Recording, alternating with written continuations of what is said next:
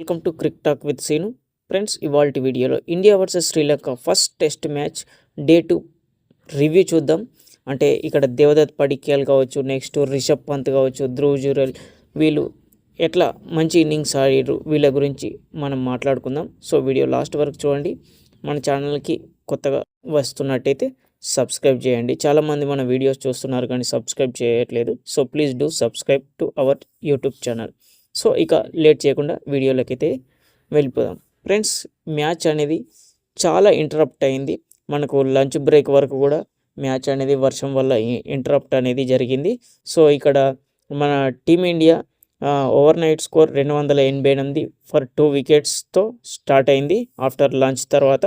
So ఈరోజు overs కూడా తక్కువగానే జరిగాయి. సో మనకు ఇక్కడ కేఎల్ రాహుల్ నిన్న రిటైర్డ్ అవుట్ అయ్యిండు. బట్ ఈరోజు బ్యాటింగ్కి వచ్చిండు. బ్యాటింగ్లో ఎక్కువ పర్ఫార్మెన్స్ చేయలేదు. ఓన్లీ నిన్న 77 ఉండే, ఈరోజు ఒక 5 రన్స్ యాడ్ చేసి అవుట్ అయ్యిండు. నెక్స్ట్ కనుక చూసుకున్నట్టయితే దేవదత్ పడిక్కల్ ఎంత క్లాస్ ఇన్నింగ్ ఆడాడంటే అంత క్లాస్ ఇన్నింగ్ ఆడాడు. చాలా బాగా బ్యాటింగ్ అయితే పర్ఫార్మెన్స్ చేశాడు. 167 రన్స్ చేశాడు.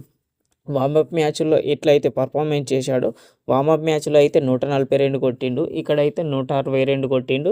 సో దేవదత్ పడిక్కల్ చాలా బాగా ఆడిండు. బ్యాక్ ఫుట్ కావచ్చు, నెక్స్ట్ స్క్వేర్ బౌండరీస్ కావచ్చు, చాలా పర్ఫెక్ట్గా ఆడిండు అనమాట. నెంబర్ 3లో పర్ఫెక్ట్గా సూట్ అయిండు. మనకు సాయి సుదర్శన్ లోటు అనేది దేవదత్ పడిక్కల్ తీర్చడం జరిగింది ఈ మ్యాచ్లో.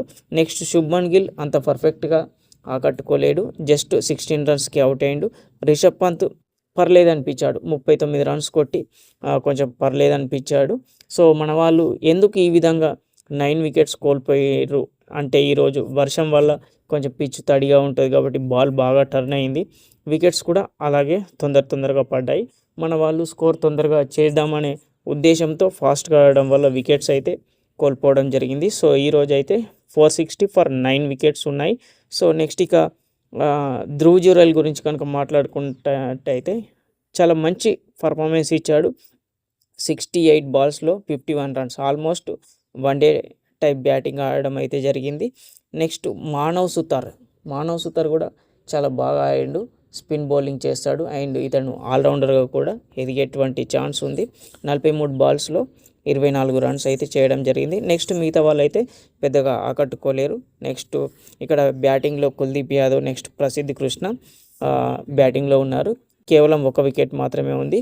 మన వాళ్ళు కనుక మ్యాచ్ గెలవాలంటే రేపు ఒక 5 అవర్స్ లేదా 6 to 7 అవర్స్ లోపు ఆల్అవుట్ అవుతారు. ఆల్అవుట్ అయిన తర్వాత మన వాళ్ళు తొందరగా వాళ్ళ యొక్క వికెట్స్ తీసి వాళ్ళనే ఫాలో ఆన్ ఆడించాలి. సో అప్పుడు మనకు గెలవడానికి మ్యాచ్ అనేది ఈజీగా అవుతుంది అన్నమాట. అండ్ ఈ మ్యాచ్ గెలిస్తే మనకు WTCలో కూడా క్వాలిఫై కావడానికి ఛాన్సెస్ అనేది కొంచెం పెరుగుతూ ఉంటాయి అన్నమాట. సో ఇది ఇవాల్టి వీడియో ఫ్రెండ్స్. మరి ఈ వీడియో మీకు నచ్చితే తప్పకుండా లైక్ చేయండి, షేర్ చేయండి, మన ఛానల్ను సబ్స్క్రైబ్ చేయండి. Thank you.